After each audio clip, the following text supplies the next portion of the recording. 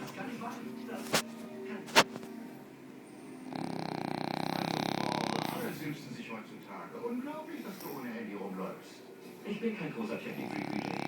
Ich bevorzuge Vier-Augen-Gespräche oder handgeschriebene Gefühlsbekenntnisse. 100 Mäuse. Ich habe mein eigenes Grab geschaufelt mit der Frau. Du musst mir helfen. Nein. Oh, du bist ein feiner Kerl, also ich sag dir was. Du bekommst das Handy von meiner Tochter Paris. Nein, das werde ich nicht machen. Das ist Nein, ich will sie damit bestrafen.